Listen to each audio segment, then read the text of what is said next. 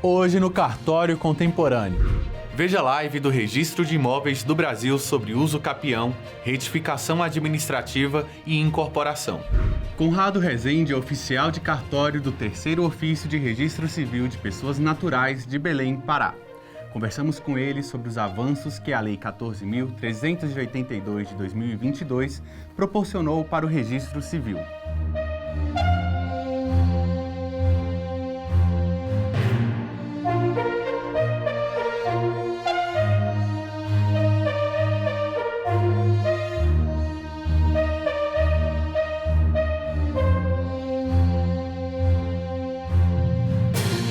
Conrado Rezende é oficial de cartório do Terceiro Ofício de Registro Civil de Pessoas Naturais de Belém, Pará.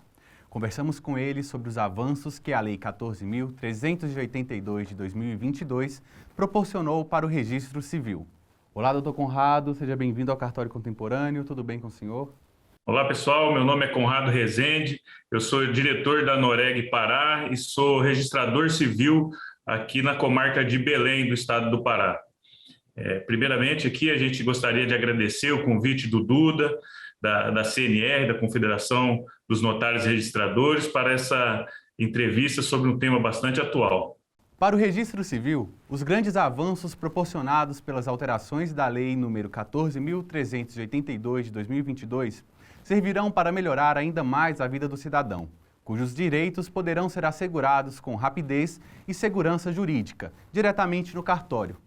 Os cartórios, em especial o Registro Civil das Pessoas Naturais, ganharam significativas mudanças com a conversão da MP 1085 de 2021 na Lei 14.382.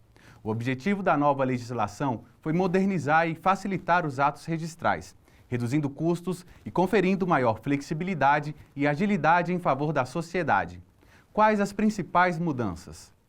Então, essa lei ela veio primeiro demonstrar a confiança do Estado brasileiro nos cartórios, né, na resolução das questões de forma extrajudicial. Eu falo que essa lei veio também garantir um princípio constitucional, que é o princípio da dignidade da pessoa humana, e facilitar por demais a vida do cidadão, que vários atos que antes eram praticados nos tribunais, no aparato judicial, hoje pode ser praticado nos cartórios. São várias mudanças, várias alterações que trarão assim comodidade para o cidadão poder se dirigir a um cartório e resolver aquela situação que tanto lhe aflige.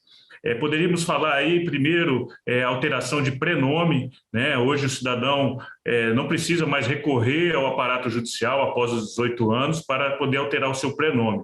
Dentro dessas alterações também tivemos a possibilidade do acréscimo do sobrenome familiar, também uma inovação que foi muito boa, muito bem-vinda, é a possibilidade dos pais, em consenso, poder alterar o nome da criança, né, no prazo aí de até 15 dias após o registro. Também isso, depois do registro, antes, para se alterar o nome da criança, essa modificação só poderia ser feito por meio judicial. Hoje não, hoje com alteração legislativa, nessa visão aí de garantia da dignidade da pessoa humana, dos direitos da personalidade, a gente verifica que isso pode ser feito diretamente em algum cartório de registro civil. Também tivemos outra alteração relevante, foi o encurtamento do prazo de proclamas e essa publicação em meio virtual, né, que facilita demais o processo de casamento. Então, aquela pessoa que queria casar, que queria, né, constituir a sua família, garantir aí um direito personalíssimo de ter uma família, o direito dele de constituir isso. Hoje, os prazos para realizar esse casamento civil diminuíram bastante com a nova alteração legislativa. Doutor Conrado, hoje se fala muito do contexto da desjudicialização. Essas propostas elencadas pelo Registro Civil podem ajudar a diminuir os litígios na justiça comum? Com certeza, com certeza. Eu acho que a alteração legislativa, eu entendo que essa alteração legislativa vem contribuir muito para o desafogo do Poder Judiciário, né? Você está tirando do Poder Judiciário alguns atos, alguns procedimentos e trazendo para o meio extrajudicial. E isso é aquilo que eu falei anteriormente, isso reforça a identidade, a confiança do legislador brasileiro nos cartórios, porque aquele ato que antes era praticado só no meio judicial, né, na seara jurídica, hoje não, hoje você leva para o cartório e pratica aquele ato com a mesma segurança jurídica, né, a mesma segurança jurídica, o mesmo teor, aquela mesma validade, só que de uma forma muito mais célere. Isso vem contribuir demais para a facilidade, né, para o cidadão, que hoje não precisa, a gente sabe que o meio judicial é mais custoso, a necessidade de constituição de advogado, né, a todo um trâmite processual. Hoje não, hoje essas alterações vieram para avançar muito na comodidade do cidadão. Então, alterar o nome no cartório de registro civil ficou mais fácil e sem necessidade de acionar a justiça? É uma alteração legislativa importante, né, trazida pela essa nova lei, foi a possibilidade de alteração do prenome. A gente tem que ter em vista que o prenome da pessoa, o nome da pessoa natural, ela tem dois aspectos. Ela tem, primeiro, o aspecto de direito da personalidade, né, de garantia do princípio da dignidade da pessoa humana. A pessoa quer se apresentar no meio social, viver em sociedade com determinado nome. Só que a gente também não pode abrir mão do segundo aspecto que a gente sempre fala, que é o aspecto de segurança pública, de segurança jurídica, né? A sociedade, o Estado precisa saber identificar quem é aquela pessoa, né? Então, partindo disso, né, vendo esses dois aspectos, a gente consegue notar que essa alteração veio exatamente nesse sentido, de garantir esses dois aspectos. A pessoa vai ter o direito dela de ter o nome que ela queira se apresentar perante a sociedade, e o Estado vai conhecer essa alteração de nome. Por quê? Porque o procedimento, apesar de ser imotivado, né, o procedimento hoje requer alguns requisitos, a pessoa maior de 18 anos pode ser de forma imotivada, a ARPEI Nacional direcionou que todos os cartórios exijam alguma documentação para que dê alguma segurança jurídica para esse ato. As certidões que a gente pode falar, as documentações necessárias que a gente tem exigido, são os documentos pessoais, as certidões cíveis, as certidões criminais, as certidões de protesto. São essas certidões para que possa dar um sustentáculo a essa alteração de nome, para que essa alteração de nome não venha a ensejar em fraudes, alguma coisa nesse sentido. Pelo contrário, ela fazendo essa alteração de nome no cartório, vai ter a mesma segurança jurídica de que era feito anteriormente na via judicial. A Lei 14.382 fez muitas mudanças em relação ao registro civil. Qual o impacto ela causou entre os registradores?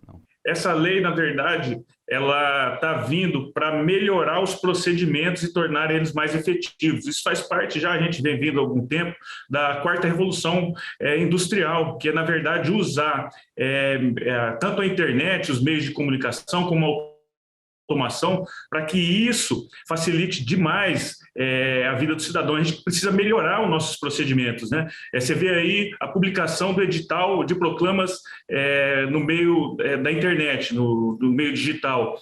Antes você publicava em cada comarca, hoje não, você publica uma vez esse edital, né, do casamento de forma digital. Isso já dá ciência para qualquer pessoa que tem acesso a um computador possa acessar aquele edital de casamento. Isso facilita demais. Então, o que essa lei veio trazer para o registro civil, que a gente já vinha avançando muito nisso?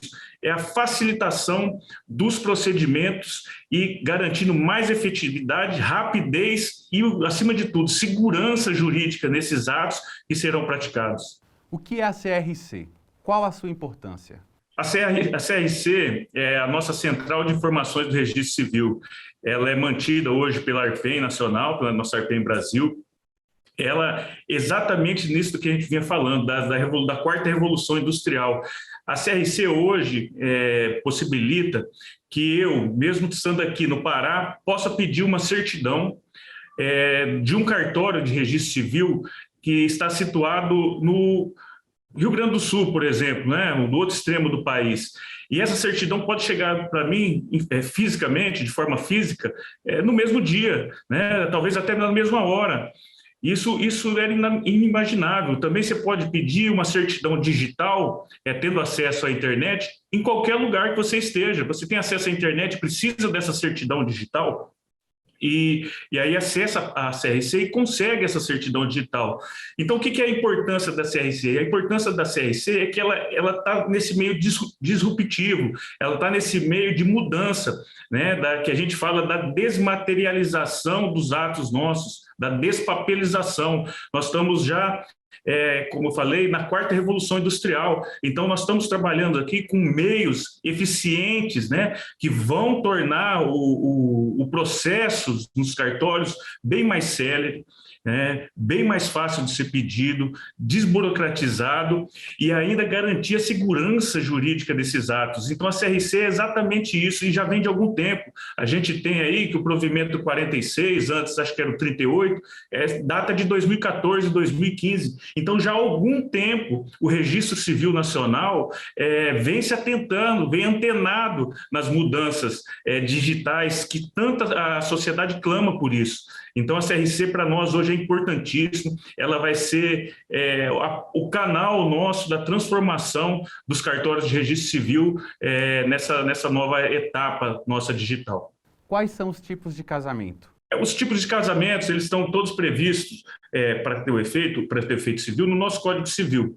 O casamento, para ter o efeito do Código Civil, hoje no cartório de registro civil, a gente tem o casamento civil mesmo, né? O casamento que é feito no cartório, ele é celebrado pelo juiz de paz, com a presença do oficial. Temos os casamentos religiosos, né? Que podem ter efeito civil. Ele vai ter a diferença que um vai ser com habilitação prévia e outra habilitação posterior, e o outro tipo é a conversão da união estável em casamento, transformando aquela união de fato numa união mais solene e formal, que é o casamento. Todos esses processos são necessários passar por um procedimento de habilitação, né? Então, depois desse procedimento de habilitação, se convertido em casamento civil. Como o registro civil ajuda na inclusão social? Duda, eu falo que o registro civil, isso acho que até fala do Nalini, do nosso José Renato Nalini, num livro até recente da Quarta Revolução Industrial, que o cartório de registro civil é o cartório mais democrático que existe, porque ele está em todo lugar do país. Em qualquer lugar que você for, você vai ter lá um registro civil. E o registro civil, o registrador civil trabalha de forma silenciosa, né? Quase ninguém ouve falar, mas ele está lá fazendo de forma gratuita o registro de nascimento daquela criança. Hoje a gente sabe que a cidadania, né? Que a cidadania tão falada, a personalidade, o cidadão, ele começa ali, no cartório de registro civil. Quando você faz o registro de nascimento, com o convênio com a Receita Federal, já é gerado um CPF. Aquele número do CPF, ele vai poder fazer o cadastro no SUS, na Receita, em vários órgãos públicos, em assistência social. Então, ali, o registrador civil, de forma gratuita, de forma empenhada, né, nos rincões desse país, está garantida a cidadania daquela pessoa, está transformando aquela pessoa num verdadeiro cidadão. Então, a gente vê que o registro civil, desde ali, do nascimento, ele está presente nisso. Então, ele traz tudo isso de benefício para o cidadão.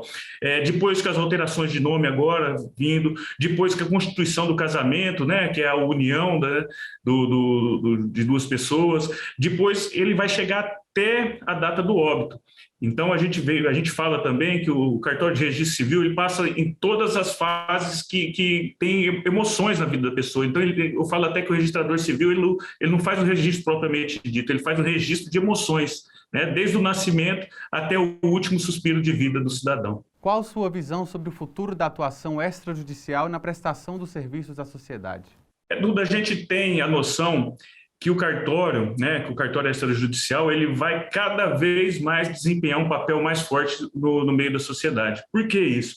Porque vários procedimentos que a gente vê, né, já teve o inventário, agora alteração de nome, separação, então divórcio, então vários procedimentos que eram feitos, né, com todo o rigor do processo civil, né, no meio judicial, hoje estão sendo trazidos para o cartório extrajudicial. Então, os cartórios, vão ser essa ponte da desburocratização do serviço público no Brasil.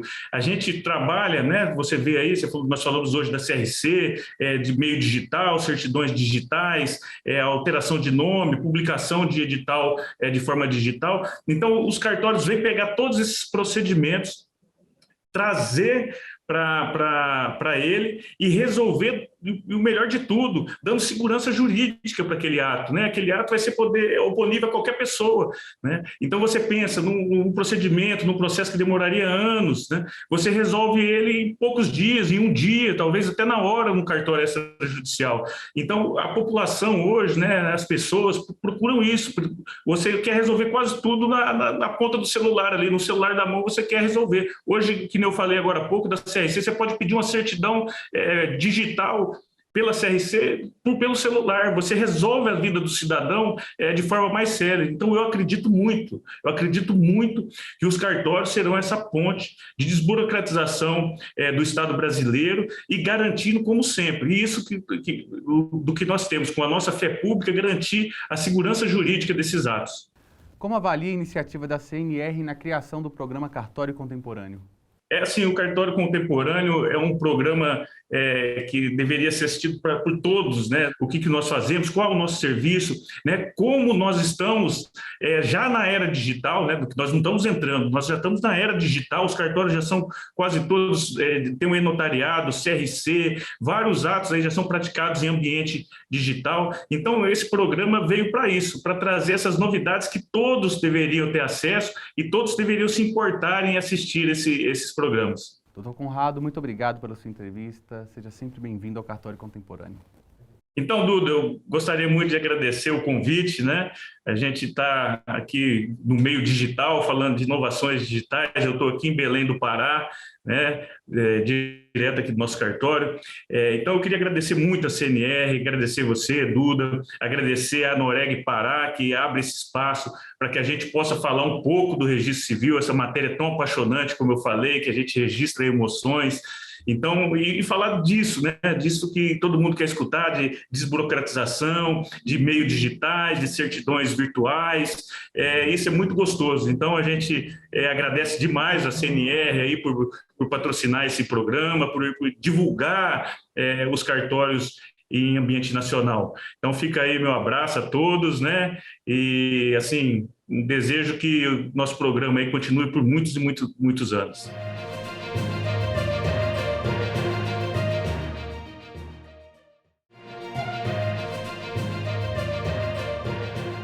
Veja a live do Registro de Imóveis do Brasil sobre uso capião, retificação administrativa e incorporação.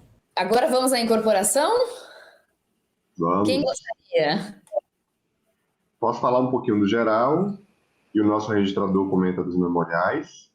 Depois o assunto volta para mim com a nova incorporação. Pode ser? A de casas geminadas ou isoladas, né? Gente, a parte da 4591 mexeu bastante, né? A gente tem uma lei de incorporação imobiliária com algumas diferenças. As maiores diferenças, curiosamente, não foram introduzidas na época da discussão entre a CEBIC e o Registro de Imóveis do Brasil. Logicamente que ali foram colocados alguns aspectos já no texto original proposto pelo RIB da dispensa das certidões de objeto e pé, que poderiam ser substituídas pelos extratos, e a dispensa do atestado financeiro, de idoneidade financeira. Mas foi no grupo do CNJ que surgiram as mudanças mais significativas no texto da incorporação, muito promovidas, lideradas pelo Mirim Chalub. Nós tivemos uma alteração no caput do 32, que não tem tanto efeito registral. Foi modificado a expressão negociar por alienar. Então, eu recebi ontem, até fiz um post hoje no Instagram, Bernardo Kese, eu recebi ontem uma propaganda de uma incorporadora que já está usando o novo caput do 32. Qual era a diferença? Antigamente a gente tinha o conceito de que o incorporador só poderia anunciar o empreendimento depois de registrado o memorial de incorporação, enfim, toda a documentação no RI. E agora a expressão que lhe vedava negociar antes do registro da incorporação foi substituída por uma vedação de alienação. E a interpretação que está se dando é que ele pode negociar, mas ele não pode alienar. E eu recebi uma propaganda de uma incorporadora dizendo: aqui haverá um novo empreendimento, para saber mais se inscreva. E aí não tem os detalhes do empreendimento, evidentemente que ela não poderá receber valores, mas poderá fazer uma pesquisa de mercado, de atratividade aí desse empreendimento, se existem pessoas interessadas o suficiente. Registrou a incorporação, entendo que poderá fazer promessas de compra e venda típicas. Bernardo, mas, por exemplo, isso já não acontecia com os breves lançamentos? Que era o que a gente tinha, breve lançamento, etc. Já se mostrava qual era o produto, mas não formalizava. Isso é muito disforme no Brasil. Algumas regiões, como São Paulo, já havia até um acordo com o Cresce, de padronização de como é que isso poderia ser feito. Mas aí a gente tinha alguns obstáculos a se entender que eu poderia fazer uma reserva de unidade. Então, ainda que eu pudesse coletar interessados, eu não poderia jamais fazer um contrato preliminar dessa futura unidade, porque isso era uma negociação, eu estou negociando. Então, se beirava muito uma linha tênue do possível, do lícito. Então, algumas pessoas estão fazendo muitas críticas a essa nova mudança, a essa nova previsão, mas eu acho positivo, porque trouxe à luz o que já estava acontecendo, como você mesmo colocou, Félix. As incorporadoras têm necessidade de fazer pesquisa de mercado, têm necessidade de ir para campo, mas acho que continua protegendo o adquirente de que ele só desembolse algum valor depois do memorial depositado no registro de imóveis, com todas as condições jurídicas, arquitetônicas, do empreendimento, do imóvel, do vendedor, né? Então, nós tivemos essas modificações substanciais no 32, uma polêmica modificação da questão do condomínio de frações ideais, do condomínio edilício. Aliás, esse é um tema que daria para fazer uma live inteira só sobre isso, o Pedro pode comentar um pouquinho também. E nós tivemos uma nova incorporação imobiliária, uma incorporação imobiliária que se faz em cima de lotes, após o registro de um loteamento, e não formará um condomínio. Então, não é um condomínio de lotes, porque não são unidades autônomas e não é um condomínio. Não é um loteamento, porque já foi superado o loteamento, eu vou entregar uma casa isolada, geminada, e eu vou ter 2 fracionamentos da propriedade. Primeiro, o loteamento de desmembramento, depois a incorporação. Mas eu acho que os registradores estão ávidos para entender as mudanças no artigo 32, em relação ao que muda dos quadros, memorial, etc. Nós tivemos algumas mudanças dos incisos do 32. É nossa fera, meu amigo Pedro Ferri, posso passar para ele? Claro, mas depois a gente tem que voltar no condomínio, no novo condomínio do 68. Foi um teaser, né? Foi só um appetizer para a gente poder voltar. A gente volta lá. Pedro, o que mudou no 32? Vamos lá, Caroline. Bom, de uma maneira resumida, as alterações promovidas tanto na Lei 6.015, que trazem impacto no procedimento especial de incorporação, quanto na Lei de Incorporações de Condomínios, a Lei 4591, a gente pode resumir. Nós tivemos uma alteração do prazo para qualificação e registro, agora a gente tem um prazo de 10 dias úteis para a qualificação e para a formulação de exigências, quando for o caso, e não existindo exigências ou sendo satisfeitas estas, o prazo para que se forneça a certidão e devolva a segunda via autenticada da documentação, quando for o caso. Nós tivemos uma simplificação no rol de documentos obrigatórios.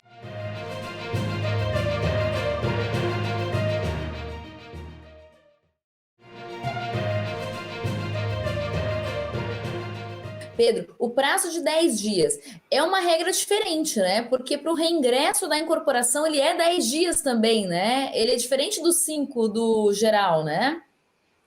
Exatamente, esse é um ponto muito interessante, porque o parágrafo 6º, ele trouxe expressamente que o prazo é de 10 dias úteis para a formulação das exigências e satisfeitas as referidas exigências, também terá o prazo de 10 dias úteis para a conclusão do registro. Então, isso é muito importante, porque o reingresso da incorporação incorporação, não vai entrar naquela regra geral de 5 dias úteis. Também vai haver aqui o prazo de 10 dias úteis. Mas, com certeza, houve uma redução. Hoje a minha coordenadora do registro perguntou para mim se não era possível a gente dar uma analogia nisso para a instituição. Porque o grande problema, no nosso caso, é registrar a instituição com 5 dias do reingresso, né? Quando você vai registrar, por exemplo, a gente tem aqui empreendimentos com 400, 500 matrículas, 600 matrículas, e aí fazer em 5 dias para abrir 600 matrículas, etc. Você acha que dá, Pedro, para a gente dar uma puxadinha lá para a instituição, esses 10 dias, ou não? Mas veja que a verbação é um prazo e instituição de condomínio é outro, né? Eles são cumulativos. Então, se a verbação de construção não foi feita, como parece ser o caso das incorporações tradicionais, você faz o prazo de 5 dias úteis da verbação de construção cumulado com o prazo da instituição de condomínio. São prazos distintos, é isso que eu estou falando. É que normalmente você faz a verbação de construção e faz a instituição junto ali, né? Então, você teria os 5 para a verbação de construção, 5 dias, mas teria 10. Aí no reingresso, que é o problema, porque normalmente dá exigência, né? Isso aí... entendi, no reingresso. Aí, no reingresso, que se a gente pegasse a regra da 4591, para nós era melhor, né? Que a gente teria 10 dias. Eu acho que seria meio puxado, né? A gente dá essa analogia aí. Mas se traz algum tipo de conforto, uma das modificações bastante interessantes, principalmente para o mercado, visto que traz uma uniformização do cenário nacional, é a possibilidade de abertura de matrícula durante a construção do empreendimento. Que isso era um ponto bem complicado. Nós tínhamos estados que vedavam expressamente a abertura de matrícula durante a incorporação imobiliária, a exemplo do próprio estado do Paraná e do estado de São Paulo. Então, nesses 2 estados não havia abertura da matrícula após o registro da incorporação. Existia uma ficha complementar, mas não havia aquela abertura da matrícula propriamente dita. Então, considerando que agora vai ser possível essa abertura da matrícula, me parece que a preocupação, o maior trabalho vai ficar nesse primeiro momento, porque já no registro da incorporação, essas matrículas poderão ser abertas. Obviamente que a lei traz uma faculdade do incorporador nesse sentido. Existem algumas normas estaduais que ainda trazem essas previsões, mas com certeza deve haver algum tipo de adequação para deixar clara essa possibilidade da abertura de matrícula durante a construção do empreendimento, ou seja, antes entre o registro da incorporação até a verbação da construção. É verdade, é verdade. Isso vai ajudar muito mesmo. Os empreendimentos, a tendência é essa, né? Que o incorporador solicite que abra as matrículas, né?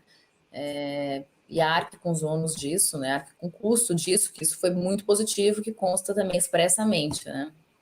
É porque se o registrador abrir de ofício, ele não pode cobrar por isso. Né? Então, o ideal é que o empreendedor requeira, como ele faz geralmente nos empreendimentos sociais, né? Porque já existem instrumentos que durante a fase de construção precisam ser registrados na matrícula adequada, ou nas fichas, no caso de São Paulo.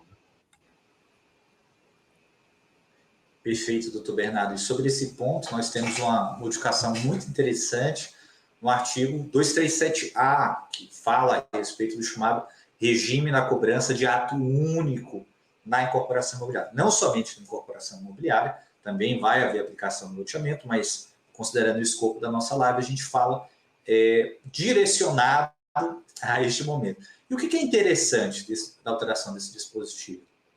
Que ela resolve, digamos assim, a falta de uniformização em relação ao momento da aplicação do artigo 237A.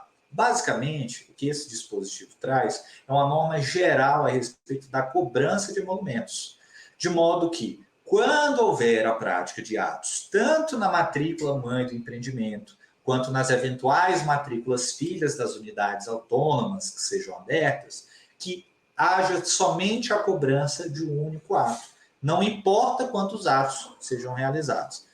Um jeito muito simples da gente conseguir exemplificar isso é quando há, por exemplo, a submissão da incorporação imobiliária ao regime do patrimônio de afetação. Essa averbação do patrimônio de afetação ocorre tanto na matrícula mãe, quanto nas eventuais matrículas que sejam abertas. E aqui haverá uma única cobrança, não importa quantos atos forem. Outra hipótese de aplicabilidade desse dispositivo é quando há, por exemplo, o oferecimento de diversas unidades autônomas, aliás, de diversas frações ideais vinculadas a unidades autônomas futuras, correspondentes a essas unidades autônomas futuras, e que haverá o registro dessas garantias, tanto na matrícula mãe, quanto nas matrículas filhas, e haverá cobrança de 1 em 4. Agora, o que fica pacificado com essa alteração? O momento, visto que o dispositivo de forma expressa traz uma locução inclusiva, de modo que vai vigorar o artigo 237A desde o registro da incorporação até a averbação da construção, ou seja, a própria averbação da construção vai estar englobada por este regime de cobrança de ato 1. Após a averbação da construção, não. A partir de então, cobra-se normalmente os emolumentos relacionados a eventuais atos que precisem ser praticados. Pedro, do rol, para a gente lembrar, assim, o que teve de mudança ali específica no 32, que você se recorda? Vamos lá, nós tivemos uma alteração bastante interessante em relação à dispensa do atestado de idoneidade financeira. Era um documento que, a rigor, não tinha nenhum tipo de critério na emissão pela instituição financeira, ela não se responsabilizava por nada, não havia nenhuma garantia, não havia nenhum tipo de responsabilidade da instituição. Então, muitas vezes o incorporador, principalmente os novos incorporadores, eles tinham até dificuldade de conseguir esse documento perante instituições financeiras não tão tradicionais, por exemplo. Então, houve essa facilitação neste aspecto.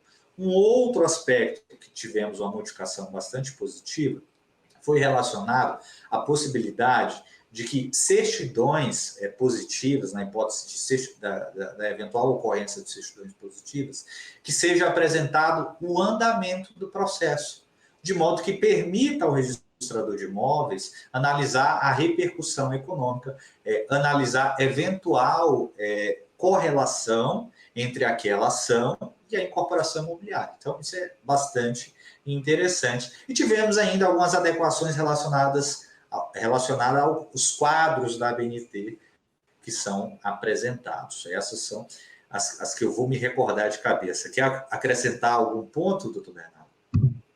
Quero fazer uma contraposição a Vossa Excelência importantíssima. O andamento processual não é para o registrador analisar a ação de forma alguma. Na incorporação, ele não analisa a natureza das ações, ao contrário de uma certa doutrina que existe no loteamento, né? Que também vai além do que coloca a lei, porque a lei apenas diz para o registrador verificar se existem ações contra a administração pública, no caso da 6766. Mas no caso da incorporação, o objetivo é que o registrador verifique se as informações trazidas pelo incorporador são claras para o adquirente no memorial de incorporação. Então, ele precisa, e aí daí que veio a sugestão da nossa amiga Patrícia Ferraz, de substituir a certidão de objeto pé, que era tradicionalmente pedida nas normas estaduais, por um simples andamento do extrato, dali a folha do processo. Por quê? A folha do processo tem o valor da causa, que é essa repercussão econômica. A folha do processo, né, o extrato de andamento processual, ela tem a natureza da ação para o adquirente saber. Então, claro, uma ação de desapropriação, uma ação de uso capião, já está identificado ali, e isso vai ser relevante, né? Eu trouxe duas situações extremas, mas só para a gente poder colorir. E aí, evidentemente, que o adquirente poderá fazer a sua análise com o número do processo em casa, com o advogado, fazer toda a sua verificação de risco. Então, esse é o objetivo. Eu já recebi ligação de registrador me ligando para perguntar, que eu adoro, né? Podem me ligar mesmo, cliente ou não, para mim, eu sou apaixonado por isso. Mas, assim, até porque a gente enriquece o repertório, né? Vocês também recebem muitas ligações de colegas, com certeza. Aí eu já recebi uma ligação assim, mas o que eu faço se eu estiver desconfiada ou desconfiado que a empresa vai quebrar? Olha, eu acho que você não tem que fazer nada, porque se ela está cumprindo os requisitos legais da incorporação, a própria natureza da situação processual explícita no memorial já deixa o adquirente ciente do risco que ele tem. Agora, sim, ela pode fazer um registro verbo ad verbum, né? Ela pode colocar as ações na matrícula, não há impedimento de, no meu modelo do cartório, eu colocar no registro tabular mais informações. Isso é muito comum, que a gente tenha variações de tamanhos da minuta da incorporação, né? Tem cartórios que colocam quase o memorial inteiro na matrícula, tem outros cartórios que são mais sucintos. Então, o registrador tem essa liberdade aí de colocar os processos, eu entendo, né? Uma orientação que eu dou se existe uma situação desconfortante em relação à situação jurídica processual. É isso, Pedro. Desculpe, mas esse ponto é muito importante, só para a gente não gerar burocracia nesse ponto, porque é o espírito da lei a gente facilitar a vida do usuário e, sobretudo, do registrador, né? Que tem ainda mais segurança jurídica. Sim, eu posso comentar sobre o condomínio que estão falando aqui? Se é para cobrar a instituição de condomínio, não? Pedro já falou do memorial. Vamos comentar na sequência, vamos só fechar esse ponto. É importante a gente fazer essa diferenciação entre o loteamento e a incorporação imobiliária. De fato, na incorporação imobiliária não há essa análise da repercussão econômica. Em alguns estados até ainda há essa disposição normativa, mas na maioria não. Agora, o que acontece? O que é interessante? A lei fala que essas informações devem constar. Então, deve ser necessário conseguir identificar essa repercussão econômica, em que pese não haja uma análise propriamente dita sobre ela.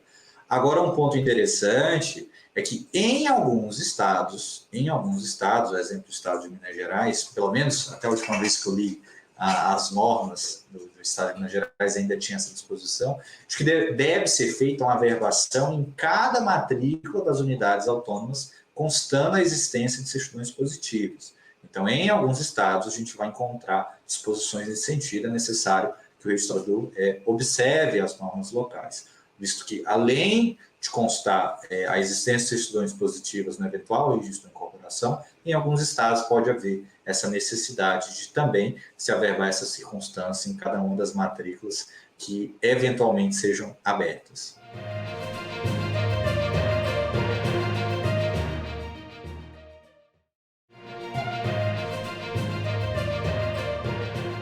Veja a live do Registro de Imóveis do Brasil sobre uso capião, retificação administrativa e incorporação.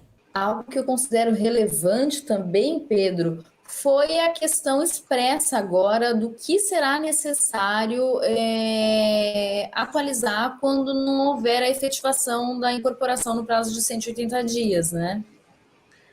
Perfeito, doutora Carolina. Agora, a lei pacifica uma questão que era objeto de muita discussão e que também faltava uniformidade. Quando a gente fala em incorporação imobiliária, a gente tem um procedimento no registro de imóveis que menos tinha uniformidade, porque a lei ela não trazia muitos, digamos, detalhamentos relacionados ao procedimento. Então, em uns estados era feito de uma forma e em outros estados em outra. E uma dessas divergências, digamos, de procedimentos que existia, era relacionado ao chamado Instituto da Revalidação, visto que havia uma discussão se, quando não houvesse a concretização da incorporação imobiliária durante o seu prazo de 180 dias, se haveria a necessidade de haver a reapresentação dos documentos que possuem validade. Então, havia essa discussão. Em muitos estados, na maioria dos estados, havia a necessidade de se submeter a incorporação imobiliária a esse chamado procedimento de revalidação, onde basicamente há a apresentação de todos os documentos que possuem validade. Entendido estes documentos como, em regra, as certidões, todas as certidões obrigatórias e, a depender do caso, o próprio alvará de construção, caso esse tenha algum tipo de validade. O que fica claro e pacificado, agora com a alteração legislativa, é que vai ser necessário a realização desse procedimento de revalidação. Porém, é necessário que a gente faça uma observação. A concretização, ela pode ter acontecido dentro dos 180 dias e ela não ter sido apresentada, ela não ter sido averbada na matrícula do imóvel.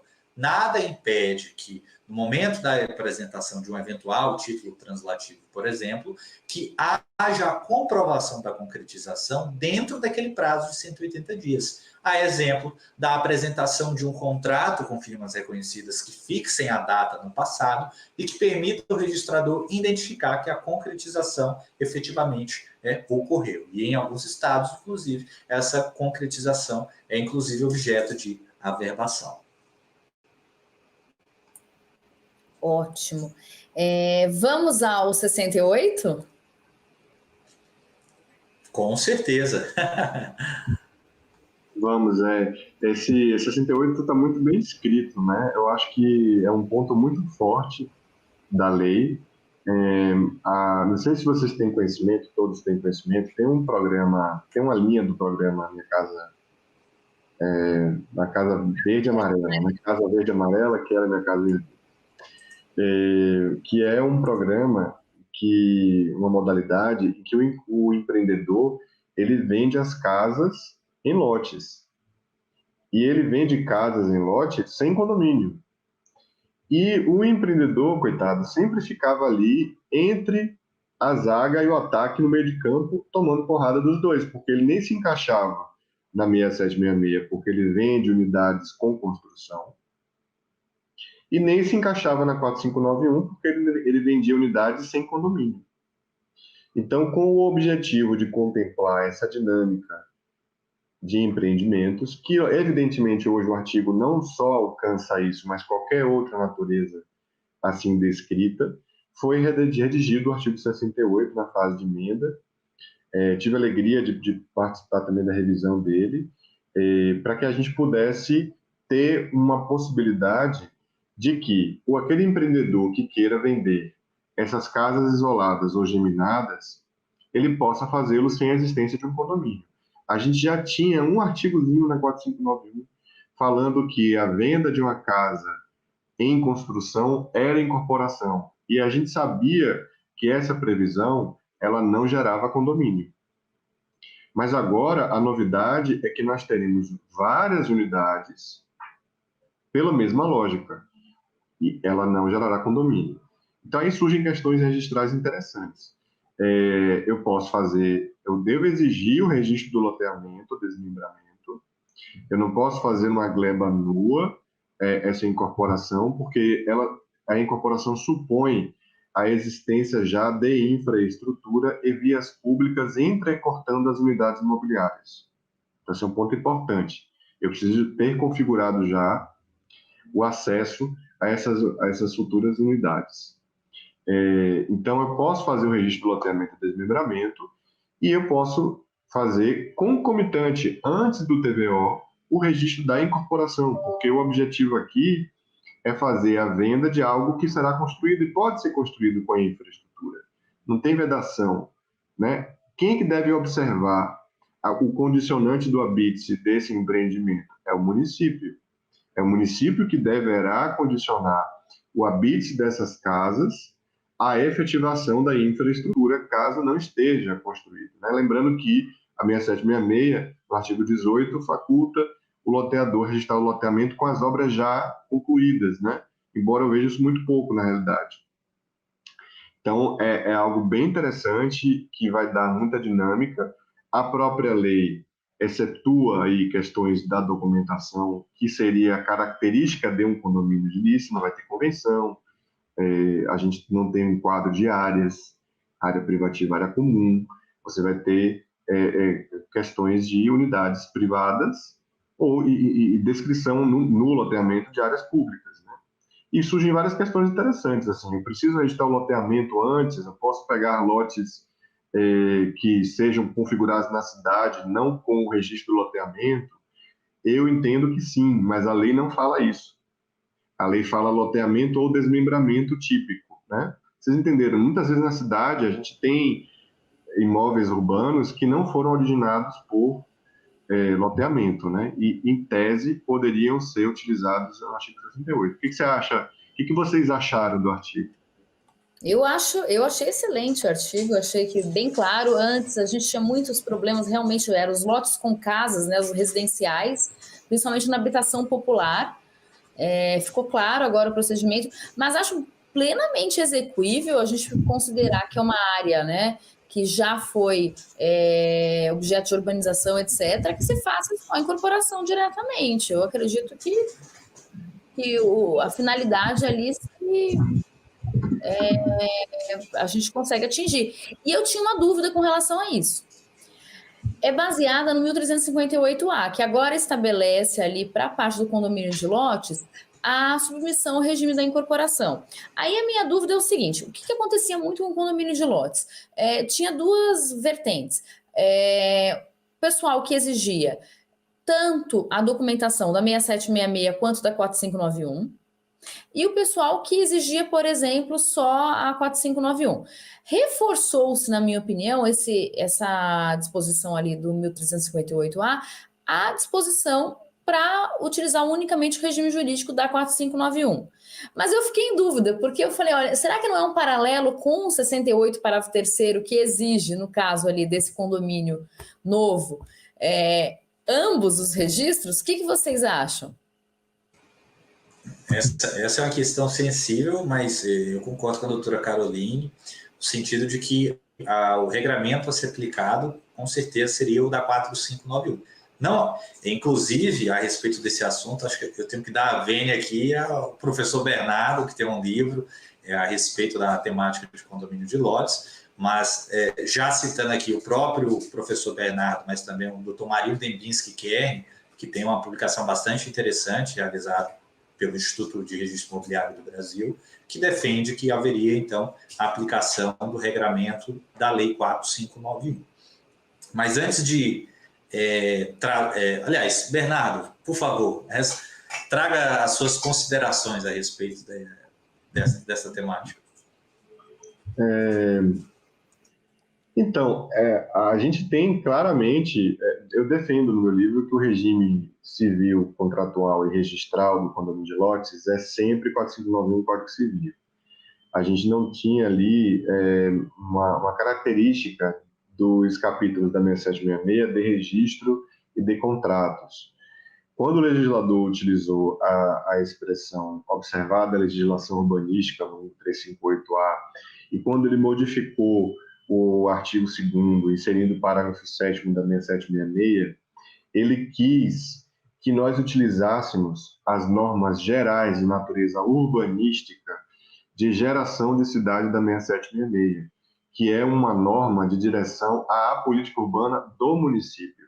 Quando o município for fazer a regulamentação do seu condomínio de lotes, é evidente que ele deverá observar uma proporção adequada entre a infraestrutura e aquela futura população e o acesso aos equipamentos urbanos e comunitários, né?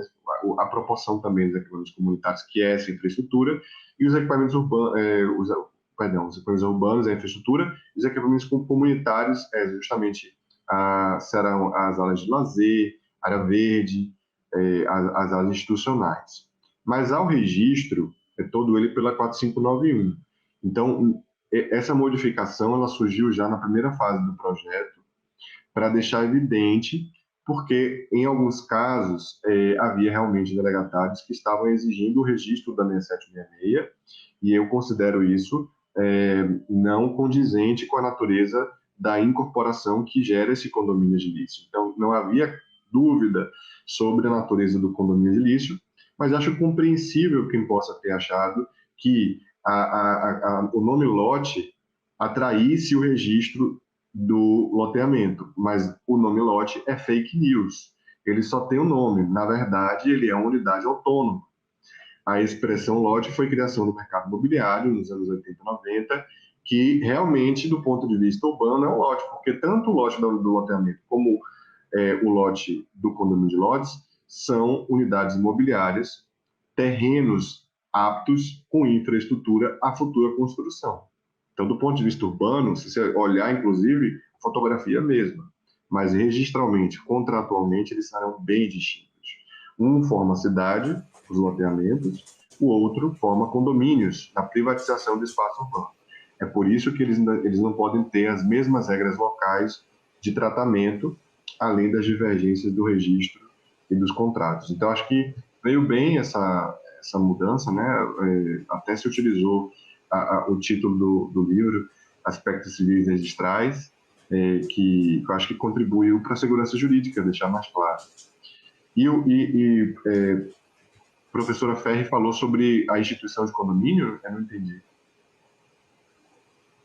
Não, na verdade, a minha questão era justamente essa. Era a dúvida que se tinha, que eu acredito que agora ficou mais claro no sentido de que o regime jurídico é puramente da incorporação, né? Que é diferente ali da circunstância do 68, parágrafo 3º, que dependeria primeiro dessa fase prévia de loteamento, para depois a gente incorporar, se fosse o caso, né? Eu penso que seria nessa linha, né? Perfeito. Que bom, já vou. Meu checklist de condomínio de lotes estava pronto, eu tive que frear ele um pouco, agora está pronto. Amanhã está liberado o checklist novo para Londrina, aqui para o primeiro RI de Londrina. E por hoje é só. Eu sou Duda Meirelles e foi um prazer tê-los aqui conosco no Cartório Contemporâneo. Se você perdeu alguma parte ou gostaria de rever o programa, temos uma reprise toda segunda-feira, 19 horas, na TV Justiça ou no canal do YouTube da CNR. Voltamos com um episódio inédito na próxima quinta-feira, 19 horas, na TV Justiça. Até lá!